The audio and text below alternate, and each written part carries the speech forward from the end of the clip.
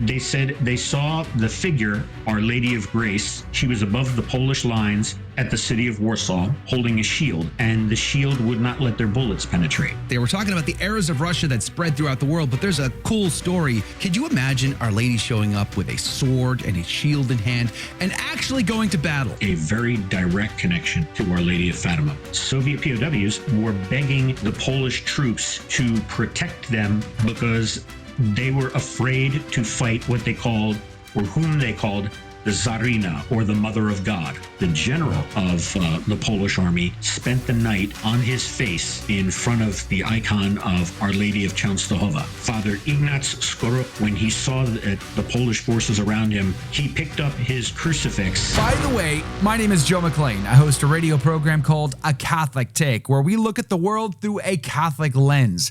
I'd love for you to hang out with us. If you like it, give it a thumbs up and let us know what you think in the comments below. Now, there's a great story, and our good friend Rob Marro Jr. joins us to share the story with us. Rob, good morning to you. Thank you for your time. Good morning, Joe. How are you? Praise be to God. I'm alive, and that counts. How are you, my friend? I'm doing well, especially now that I've been fortified by the Mountain Dew. All right, let's talk about the errors of Russia. Our Lady warned in 1917 that the errors of Russia would spread throughout the world. I think that has happened. Correct. I think it is still happening.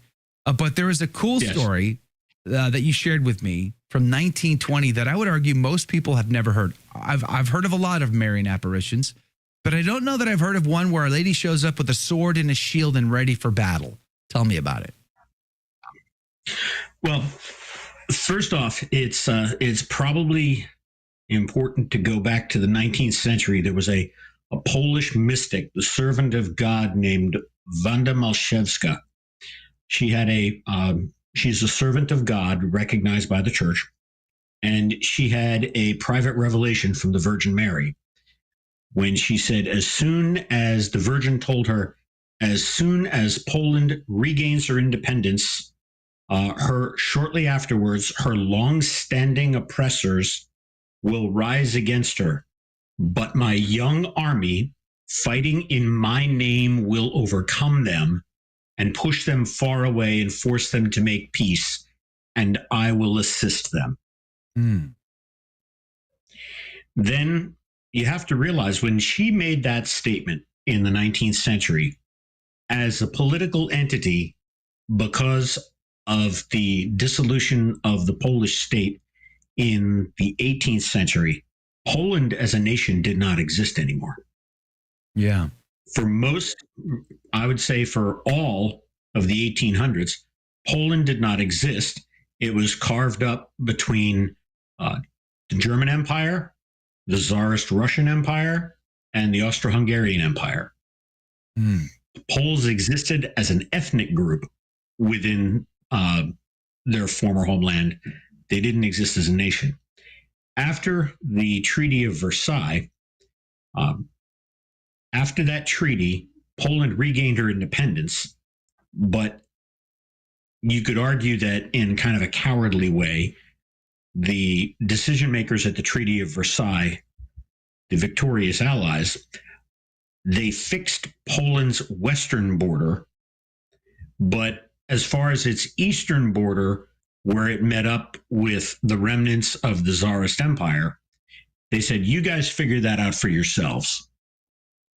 And Vladimir Lenin, at the time, the new dictator of Russia, took that as a sign that he could fix the border wherever he wanted. And you have to realize that in 1919, 1920, the communists, or the Bolsheviks as they were called, they were full of a fervor to spread their malignant ideology across the West. They firmly believed that communists in Germany and in France, probably with some justification, were waiting for some sort of signal or assistance to rise up in a revolution. Now, Lenin realized that in order to do so and assist them militarily, he would have to go through Poland. And there was a statement attributed either to Leon Trotsky or Marshal Pilsudski. Marshal Tukachev, Mikhail Tukhachevsky, the leader Easy for you of to the the leader of the Red Army forces that invaded. And they said the only way we will be able to assist the revolution, the socialist revolutions in France and Germany, is over the corpse of Catholic Poland. Wow. And so they invaded Poland with an army of almost 1 million men. This is several years after the Tsarist army basically gave up and walked home from World War I. Mm. And this was a new army. This was the Red Army. They formally called themselves the Red Army of Revolution. They were dedicated to spreading it across Western Europe. And they invaded Poland, and they pushed the Polish forces back. They were murderous, they were ruthless, and to all accounts, Marshal Tukhachevsky was a brilliant tactician. Mm.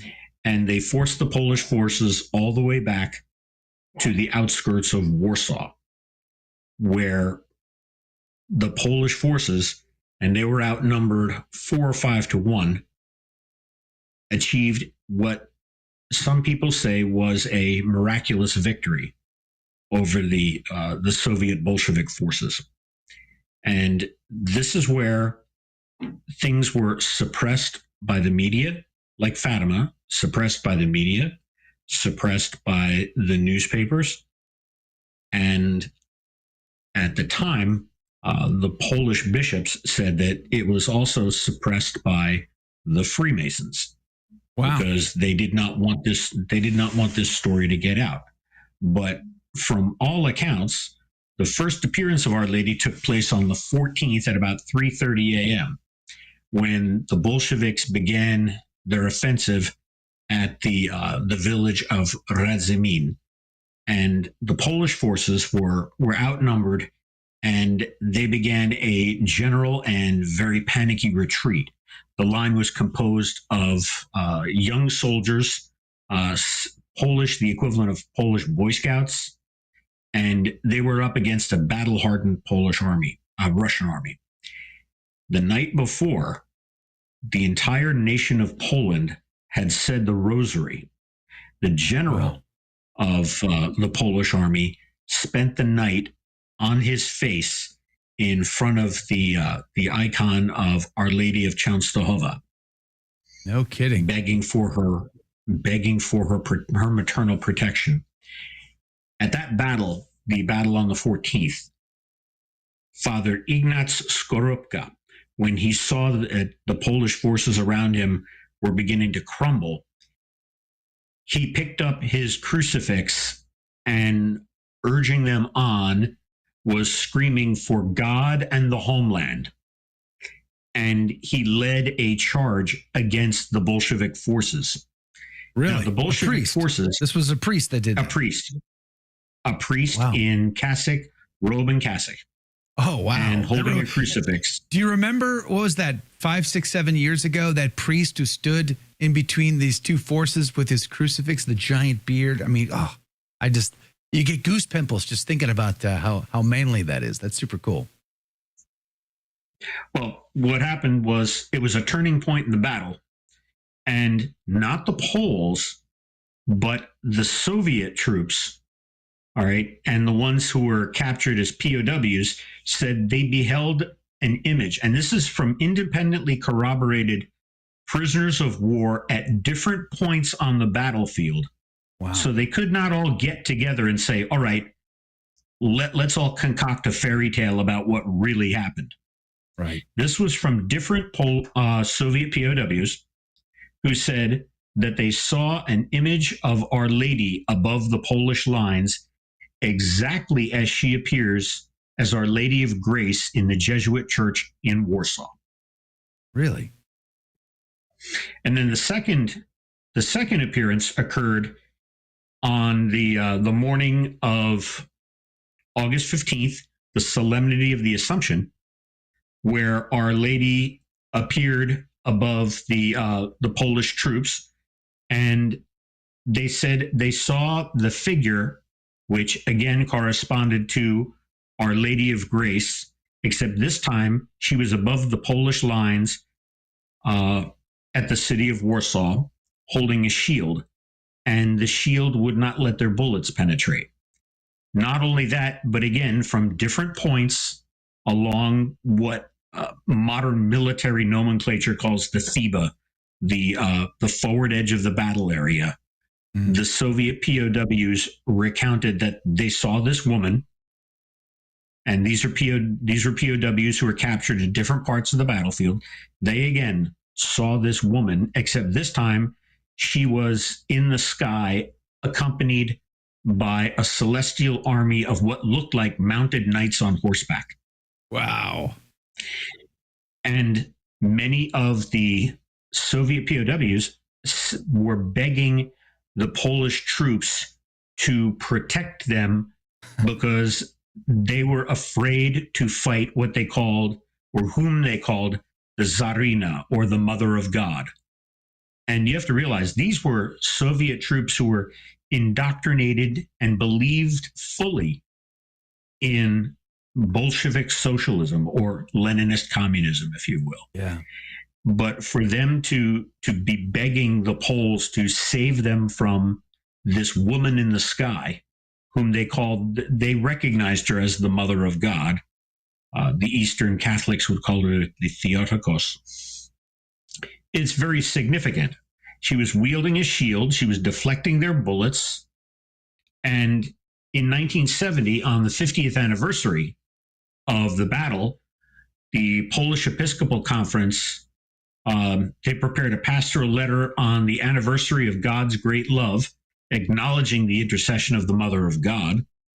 However, at the time, because Poland was ruled by a Stalinist Russian government, a Russian-controlled government, what happened was that letter was never disseminated. Wow. And then 100 years later, in 2020, the president of the Polish Bishops' Conference, Archbishop Stanislaw Gadecki, he made a solemn act of consecrating Poland to the Sacred Heart of Jesus and Mother of God as Queen of Poland. And again, this time, the press did not disseminate his acknowledgement of Our Lady's intercession at the Battle of Warsaw.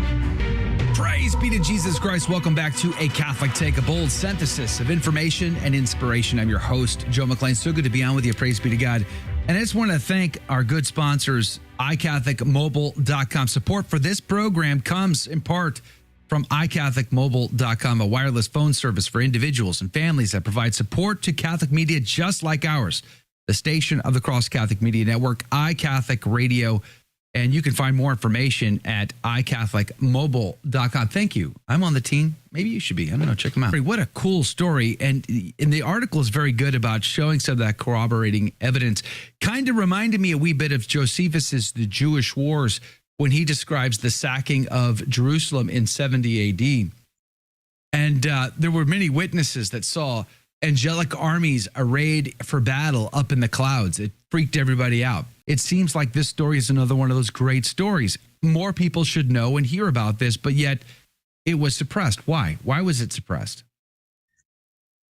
Well, first off, there were two parts to that. Number one, Poland only had its independence for 20 years until at the start of World War II. Everyone basically accepts the narrative that Germany invaded in September of 1939 and gobbled up Poland, and that's only partially true. There was a secret part of the von Ribbentrop-Molotov Pact between Germany and Stalinist Russia that they would be allies, they would not attack each other, and that they would divide Poland up between them. So 2 weeks after the Wehrmacht invaded Poland, the Red Army again invaded from the east. And this time their pretext was, well, the Germans have invaded and destroyed the Polish government, so we're coming as saviors to protect the Polish people in eastern Poland. And they gobbled up Poland. So for the next almost 50 years, Poland was under the control of the Soviets. Then once Poland regained its independence, again, you had a very secular media, and it's been said by the Poles, especially the Polish Church, that the secular media is controlled by those globalist forces that want to make the world bend the knee to them, and therefore there's been a conspiracy of silence. One of the things I wanted to point out is a very direct but overlooked connection to Our Lady of Fatima. Do you remember when Our Lady of Fatima said that she actually named who the Pope would be at the start of World War II? She said, "When you see the sky illuminated by an unknown light, know that my son is again," I'm paraphrasing, "about to punish the world for its sinfulness. It will occur during the reign of Pope Pius XI." Pope Pius XI was, at the time of the Battle of Warsaw, Archbishop Achille Ratti. He was papal nuncio to Poland.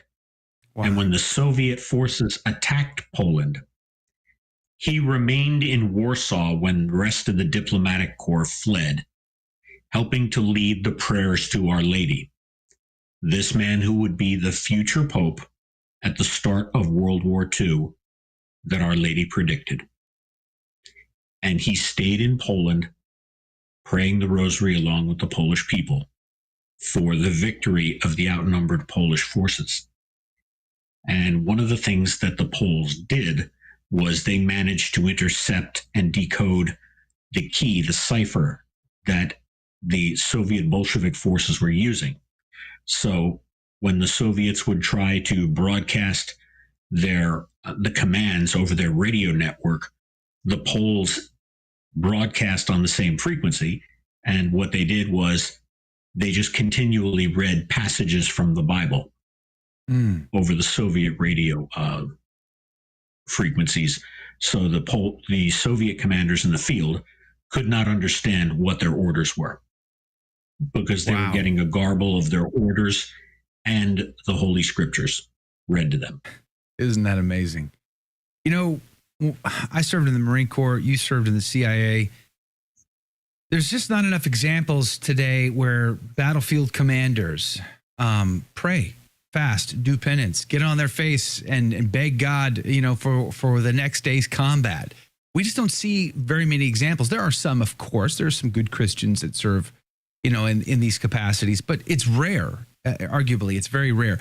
Don Juan of Austria called his entire army to go to Mass, to go to confession, to pray the rosary. And he had 2 chaplains on every vessel at the Battle of Lepanto, you know, prepared for that day. That's a different mindset. We're seeing it in this story as well. The Polish army praying, fasting, doing penance, begging God for mercy, asking Our Lady's intercession, and Our Lady hearing their cry and coming to their rescue with an army. I mean, it's a beautiful and inspiring story. Why do you suppose that we're hearing about it again now? I know we talked about the suppression of it a minute ago, but like it feels like we are supposed to hear of these stories now in our time. Probably because I think, well, personally, Joe, I think it's probably related to the times we are living in, because I firmly believe we are living in the times of the unfolding of the third secret of Fatima. So the things that Fatima kicked off are inevitably going to be coalescing and coming to the fore. And Poland, even though it has been, maligned to some degree or disfigured by Soviet communism, out in the countrysides and the towns and villages still retains a very strong devotion to the Sacred Heart and the Immaculate Heart. Amen. And, it was Our Lady probably realized at the time that even though the Poles were very devout and they were beseeching her assistance, that without her assistance and her maternal love, that the Red Army, because it was almost 1 million men. The Red Army would wash over Poland like a tide. And she knew that could not be permitted. And it wasn't just the Polish army, the generals, the bishops. It was basically the entire nation praying fervently in the days before the battle for her intercession, like you just cited, very similar to Don Juan of Austria. And, Our Lady has, said that when, her maternal aid is beseeched in such a manner, she will come to the aid of her children. And I think that's exactly what happened. Well, makes me think we need in these times to ask Our Lady to come to our aid, especially now in these days. And we should be beseeching her to defend us in a similarity here. And I would say, let's make Poland great again. Let's make Ireland great again. France, it's time for you to put off the shackles of the French Revolution and become once again the eldest daughter of Holy Mother Church. Spain, where are you, Spain? Where is your Catholic heart? Does it not still beat? It's time to put off the shackles of secularism, modernism, become great again. Christendom needs to rise in these dark times, and I think this story is an inspiration of that. Did you like that video? It's okay. You can admit it. It's perfectly fine. Hey, we cover the big stories of our day, from inside the church to outside the church to all points in between, and we do it from a Catholic perspective. It's called A Catholic Take. It's a radio program Monday through Friday. We live stream it right here on this channel, by the way, so make sure to subscribe, like, and share. We would be very grateful to you. And don't forget, you're going to want to watch this video right here because you don't want to miss anything.